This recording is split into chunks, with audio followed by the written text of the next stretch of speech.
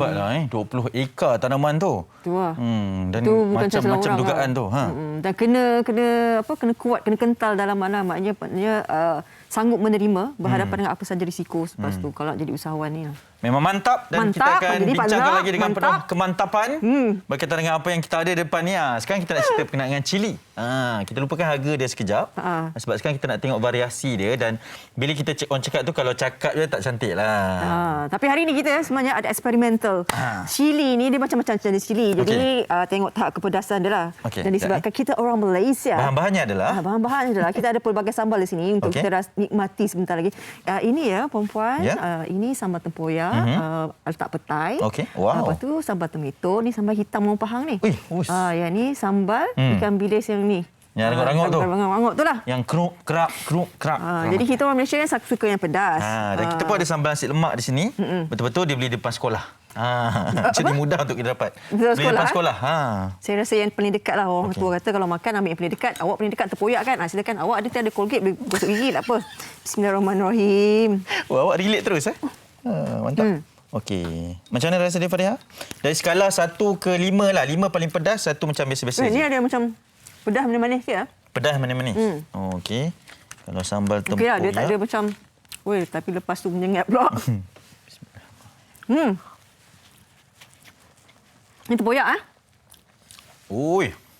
Memang tempoyaknya rasa tapi pedas Kita cakap pasal kepedasan ni. Bagus tak bagus sebenarnya kepedasan ni? Kalau kita makan tiap-tiap hari. Kita bersama dengan siapa? Silakan. Pandai Baik, kita nak bersama dengan seorang doktor pakar. Dr. Shanti Palaniapan, pakar gastroenterologi dan hepatologi Hospital Pantai Kuala Lumpur. Selamat pagi, doktor. Saya tutup dulu mulut. Ya. Selamat pagi. Doktor. Maafkan kami, doktor. Agak perlahan sikit nak sebut nama doktor ni sebab kepedasan. Doktor sihat ya? Susah sikit, ya. Doktor sihat, terima kasih kan sudi bersama dengan kami. Ya, saya sihat dan Fariha dengan Hanif sihat tak? Sihat, doktor. Doktor, kita kan orang Malaysia kan, semua Melayu, Cina, India, kalau tak makan pedas kat Malaysia ni, dia kata tak kau lah kalau makan. Nasi lemak kena sambal pedas. Kat sini pun ada macam-macam jenis sambal tu. Nak tahu, habit kita ni, makan-makan yang masakan atau makanan pedas ni, bagus tak bagus untuk kesihatan kita ni? Actually, kalau kita tengokkan kepada cili, bahan aktif, bahan saintifik yang kita cakap yang buatkan kepedasan kepada cili, nama dia ialah capsaicin.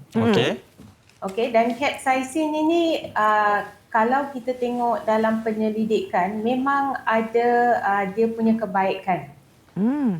Dan ada banyak penyelidikan kalau kita carikan dan kebaikan ini capsaicin ini ada dipakai untuk sakit kronik, pesakit-pesakit yang ada sakit kronik macam pesakit yang ada chronic back pain, seperti sakit saraf, nerve pain, dan macam-macam kajian yang sedang dilakukan untuk meninjau kalau cili boleh membawakan kebaikan untuk pesakit kanser, misalkan pesakit kanser yang ada kanser usus, kepada pesakit yang ada serangan jantung, cardiovascular disease. Dan untuk ini memang yang bagus ialah untuk pesakit yang atau orang-orang yang berat badan tinggi, obesity. So dia cili atau capsaicin ini boleh dipakai untuk dengan ubat-ubat yang lain yang dikasih as a complementary treatment lah untuk kebaikan dia. Ya, okey. Doktor, sangat menarik sebab kita pun mungkin baru terdengar berkenaan dengan khasiat sebegini kan. Ada juga kajiannya. Tapi doktor, okey, bercerita mengenai makan pedas. Kami pun ada pelbagai hidangan sambal di sini kan. Okey, berapa banyak yang boleh diambil cili itu sebenarnya dalam satu hidangan? Sebab kadang-kadang ada yang suka sangat pedas, terlebih pedas. Menu pun ada yang pedas biasa-biasa, pedas luar biasa kan, sangat pedas. Jadi tahap kepedasan kan? Tahap kepedasan tu. Jadi macam mana tu doktor? Okey, so kalau kita tengok tahap kepedasan itu toleransi pedasnya itu bergantung kepada individu. So kita tidak ada satu kuantiti atau kepedasan yang akan okey dengan semua orang. Okey. Kalau kita tengok cili pun, cili yang besar, cili padi, cili kering, tahap kepedasan itu berlainan.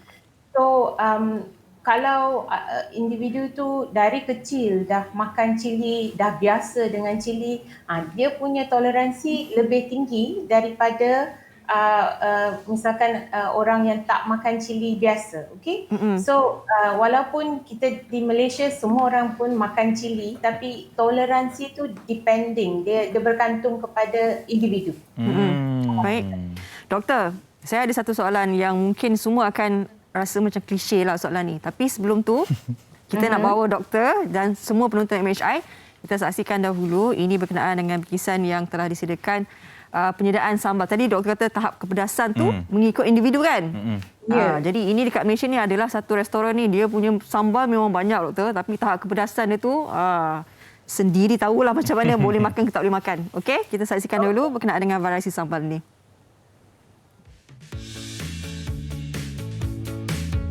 Makanan berasaskan cili antara yang menjadi kegemaran rakyat Malaysia. Hidangan pedas yang terkenal dan sesuai dengan cita rasa tempatan adalah nasi ayam penyet bersama sambal gesek. Warung Special Sambal menawarkan 24 jenis sambal dengan tahap kepedasan yang berbeza. Lebih unik, sambal tersebut dihasilkan sendiri oleh salah seorang pekerjanya, Nazrin Nasharuddin 20 tahun, dengan hanya menggunakan tangan dan sebiji batu lesung khas.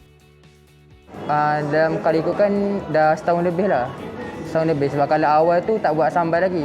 Sambal ni kalau staff-staff yang dah lama masa kerja sebab dia susah kan. Sebab dia main batu kan, kita nak ulek-ulek sili bagai. Kadang-kadang sakit juga kalau first buat tu seminggu awal tu tangan banyak tergeliat lah. Sampai kadang-kadang seminggu tak boleh nak gerak tangan boleh pernah jadi. Memang panas pedih tu biasa tapi dah lama tu dia macam dah boleh terima dah benda tu, pedas panas semua tu. Dua jenis sambal berbeza iaitu sambal cili hijau dan sambal bawang menjadi resepi asas kepada 22 lagi jenis sambal yang lain. Bahan-bahan yang diperlukan ialah cili hijau dan bawang putih untuk sambal cili hijau, manakala cili merah, cili besar dan bawang putih untuk sambal bawang.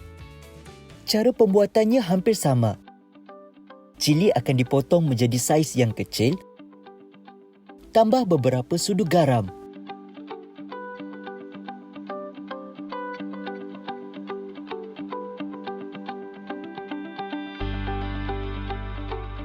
Tambah beberapa biji bawang putih.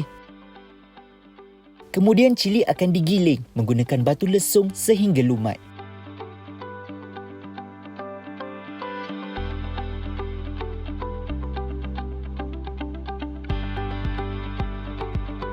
Akhir sekali, cili tersebut akan dicampurkan bersama minyak panas sebelum dihidangkan.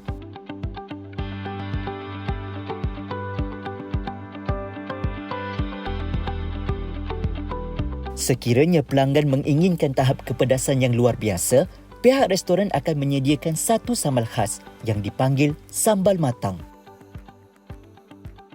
Berbeza dengan sambal bawang, sambal matang hanya menggunakan cili merah sepenuhnya yang ditumbuk bersama gula merah, garam, serbuk perasa dan belacan.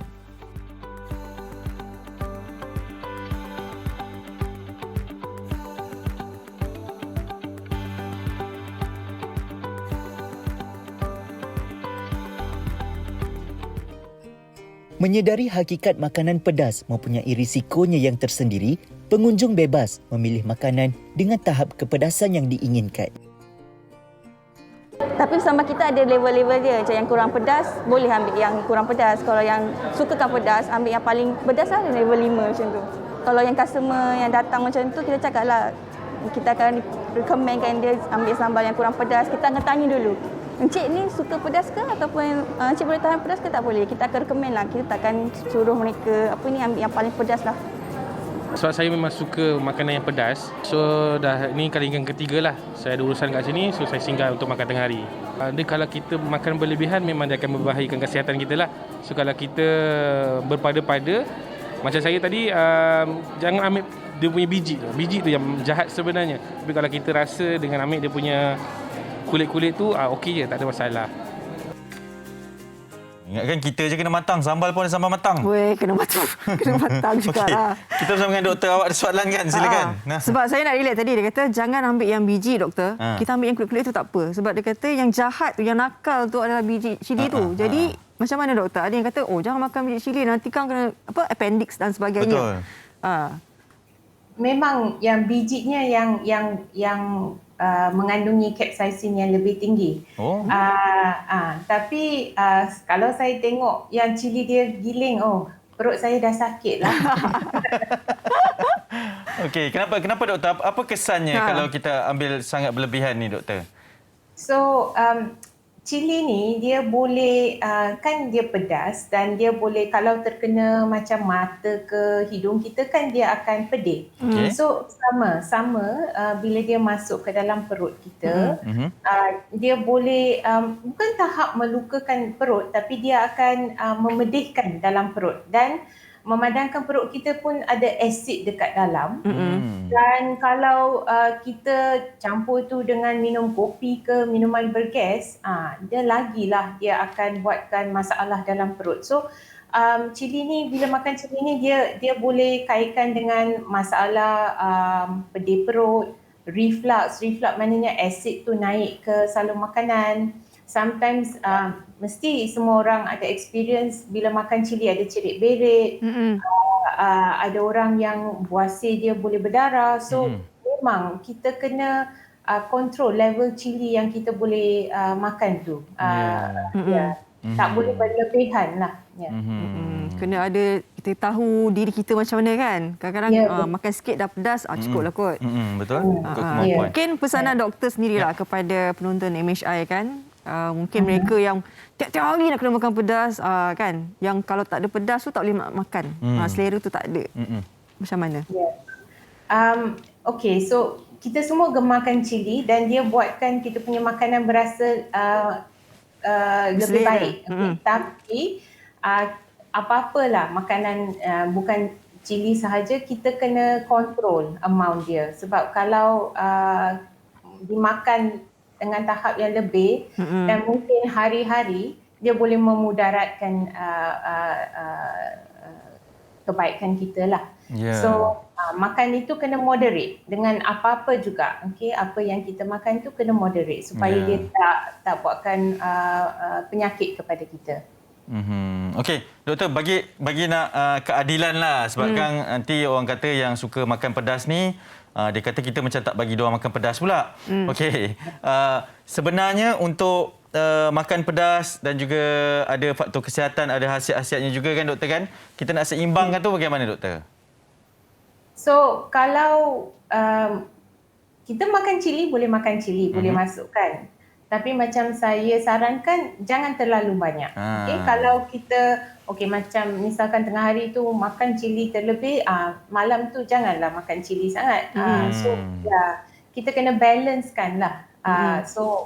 Kalau nak makan tu, sekali-sekala nak makan banyak pedas tu okey. Tapi jangan hari-hari. Okey, mudah apa pun jangan berlebihan lah. Dan kalau sakit perut tu berlebihan dan tak baik-baik, jumpa doktor lah. Tapi saya nak tanya doktor juga. Sebab ada orang kata kalau kita antara penyakit ni boleh disebabkan oleh kepedasan cili. Macam saya cakap kan, appendix tu. Betul ke doktor? Tak ada kaitan lah.